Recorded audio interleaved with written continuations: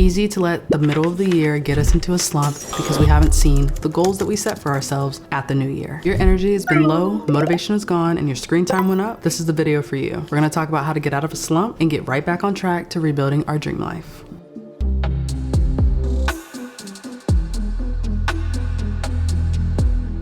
Rebuilding yourself after being in a slump is not easy because that means you have to first acknowledge that you've been in a slump, so you've wasted time, and then now you have to go through this whole mental thing where you're like, if I hadn't done this, if I hadn't felt that. It's easy for us to do this whole shoulda, coulda, woulda, but now, since we've acknowledged it and we want to do something about it, it's best to just step right into it. More time that we lament on time that has already passed or crying over spilled milk is less time that we have to start catching up to being the better version of ourselves. Because remember, it's just you versus you. When you're rebuilding, you need to set a timeline for yourself. So that can look like in 2 weeks, in 30 days, in 90 days, I will, ... If you don't create a goal or a deadline for yourself, it's going to be easy for you to just say, well, I am building up towards this, but that could be lifelong. If you want to see progress with yourself, like actually start to see something different, it's important to put a date to it or a deadline to it. So for me, I told myself a couple years ago when I was actively losing weight, I'm going to lose 10 pounds in the next 50 days, something like that. I ended up surpassing that goal because I was so focused on making sure that I met the goal. At the time, it wasn't the healthiest. I think I could have definitely focused more on learning about nutrients and adding in all that jazz. But the point is that my goal helped me reach my actual goal. For you, you have to decide, is there a vacation coming up? Is there a timeline specific to what I want to achieve coming up? If not, find the best way to reach what you want to reach in 30 days. That is always a safe bet, giving yourself a month where it's not too far, but it's not too close either. It's enough to see progress. That could be working out, that could be building content channels, that could be surpassing something, a goal at your work, that could be anything. But 30 days is enough time to start seeing something move. After defining that 30-day mark, you need to be really intentional about what you do each week. So you set the big goal, and that's 30 days. Now the little goals are, in 7 days, what will I see? In the next 7, what will I see? So now you have 4 steps in all of what you're trying to achieve for the bigger goal needing to get laid out. So let's use, for example, if you want to lose weight. Summer is actually around the corner. It's like going to be summer next month. So you have a beautiful 30 days to start continuing that routine for you. So I want to lose 10 pounds in 30 days. Let's say that. That means you're gonna have to change your eating habits. That means you're gonna have to change how regularly and frequently that you work out. That means you're gonna have to change your social habits. All of that matters. Your eating habits. You can't keep eating Popeyes and Chick-fil-A every day and think that you're gonna see a snatch waist. You just can't. That's the hard truth, period, point blank about it. Because if you keep doing the same habits that you see not happening towards your goal, you then now have to give yourself some tough love, some hard truths, and say, okay, for 30 days, I am not going to eat this restaurant, or I am not going to have this every 4 to 5 days. It may be hard to stop at cold turkey, but if you limit yourself, you'll then start seeing, okay, my body responds differently when I start putting healthier options into it. And now all of a sudden you don't have the taste for it. Prime example, I use Popeyes as the example because I got it for the first time a couple nights ago with my boyfriend after not having it for like 2 months because I've just been eating clean, drinking my water in the gym. It tasted like the most disgusting thing on the planet to me because the oil that it's probably cooked in, like Popeyes is good. I'm not here to knock on Popeyes. But if I'm on this track to see a healthier and better version of myself, I'm naturally gonna, when I put that stuff back in my body, it's gonna be like, this is not what we're used to. What's going on? The same way when I reverted to just eating walnuts as a snack or eating more fruit instead of getting a bowl of ice cream. It's a transition at the end of the day. So you have to know, if I'm changing this to lose weight, all right, it's gonna be different, but I gotta stick with it. So eating habits is number 1. That's your first branch in this example. Second, you have to do different exercises. It can't just be walking, for 5 minutes and then you're done. Something is better than anything, but if you really want to see progress, you have to commit 30 minutes of daily movement every day is going to get me where I want to be. Period, point blank. 30 minutes of daily movement will get you where you want to be. It may be over a longer period of time or a shorter period of time. It just depends on how you want that intensity to look like. Some days you want to be on X Games mode. Some days you're just kind of breaking a sweat, honestly, just not really doing too much, but enough to know that you went to the gym. The third branch, your social circle and your environments. If you do nothing of branch 1 and 2, branch number 3 needs to be your focus. You have to scan your environment constantly, weekly, monthly, yearly. Are you in the same place that you were in last year because you're still hanging around the same people this year? Or you're still in the same environments because it's familiar this year? We may love the people around us, and that's fine, still have love for them, but you have to understand that you are living your life. So the choices and the decisions that you make and how you choose to spend your time is all up to you. We have free will, thank the good Lord. But like, if you're not spending your time wisely and you're looking at your 5 closest people in your circle, just right now think to yourself, the 5 closest people in my circle could be family, it could be friends, it could be coworkers, or something else. Are they in a place in my life where I'm inspired by them?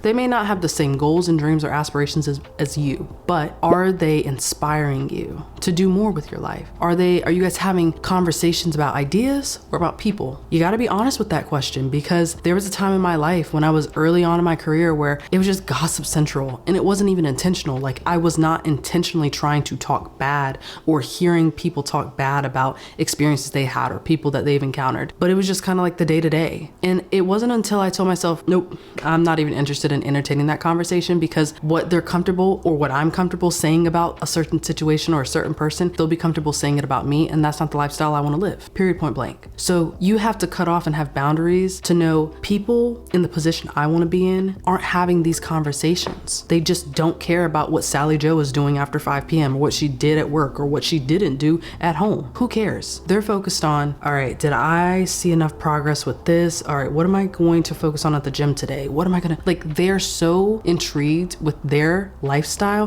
that they don't have time to analyze somebody else's. Because the truth is, if you're analyzing someone else's lifestyle that much, it means you don't have enough going on in your life that's important enough for people to want to care, listen to, or be inspired by. And I know that may sound a little harsh, but it has to, like, I want to wake you up. I want you to realize, like, if you're talking about people, not ideas, on how to be better, how to do better, you might not be seeing the progress that you want because of that. And then the 4th branch, be kind to yourself. You got to really understand that it takes time, but don't give yourself the excuse that it takes time. Anything takes time to see some progress. But if you like blatantly are like, all right, I know it's going to take time, so I can slack off a little bit today. No, it's like, I did 60% today. That was my 100% today. I can't show up 100%, but I showed up 60% and did more than I would have last week. Good job. Pat on the back. That is being kind to yourself, knowing that it's a process and that it ebbs and flows. There's an up and then there's a down. And every time what goes up must come down. So you have to understand that while life is a roller coaster, I just need to know where I need to meet myself when I'm on the down and when I'm on the up to see some consistency. And then over time, it's just gonna rise. And then all of a sudden you're gonna be like, oh, the goal is here. Now it's time to create a new goal. So I know I kind of kept it in the workout example base, but that could be anything for you. I don't want you to look at your life and think like, okay, what am I doing wrong? And really, you're doing everything right, but maybe you're not in the right environments. Maybe you haven't taken the actual steps to see something different with your life. And maybe, just maybe, you don't have the discipline yet. So you're only feeding off of motivation where you're like, I watch a YouTube video and I'm like, I'm gonna do it. Or I listen to a really motivating speech from someone, I'm gonna do it. And you notice how that's only for the day or only for the week. You have to find within you, why do I want to see the goal I want to see done? And if you don't know what that answer is yet, spend the weekend, spend the rest of this evening or the start of this morning figuring it out. Whenever you're viewing this video, you need to define why you want to do the things you want to do in life. It's not enough just to say, I want to make a bunch of money. Everyone does. You know, everyone wants to be financially free so they don't have to work and worry about, okay, like, I think I can do this. Everyone wants to make something better of their lives, whether it's their own or people around them. My why has less to do with me and more to do with the people around me. Once I see those smiles, once I see that, once I see how I can be of value there, it becomes easier for me to do the thing I need to do for me. So I want you to think about, where am I at in life? Where do I want to see myself by the end of this year? Because June's right around the corner. If you start asking yourself those questions, you're going to start getting a little bit more real with yourself. And we're about to dive into Q3. And in Q3, I want to talk a lot about mentality changes and really truly changing your mindset, changing the words you speak, changing the things you watch and listen to, focusing a lot more on faith, even in times where you don't know where things are going. Just wanting to start prepping you guys for understanding, like, I won't always see what I want to see. So in those down seasons or in those quiet seasons, not down, you are building. And in those up seasons, you are staying on track, continuously evolving and constantly elevating. So So I hope that gives you a little bit more perspective to know, like, I need to work in branches when I'm getting out of a slump. I don't need to focus on, okay, like I might do this and like I have the motivation to do that, but I don't really know what direction I'm going. The biggest thing to get out of a slump is to define the direction that you'd like to go. Resetting for 30 days is all you need to see consistency. After the motivation has come and gone for the 7 to 14 days that you started, the rest of that time is up to you, and that's where you build the discipline. So when it feels like it's time to give up, don't.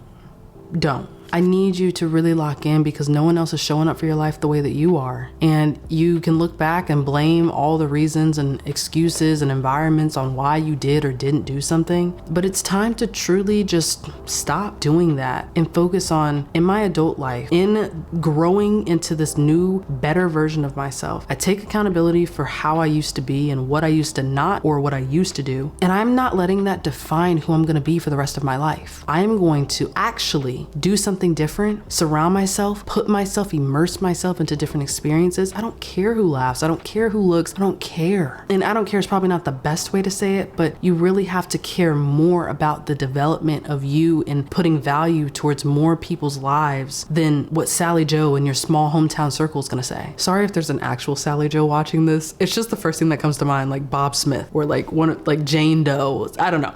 I felt like I had to say that because I'm a fan of Sally's. Anywho.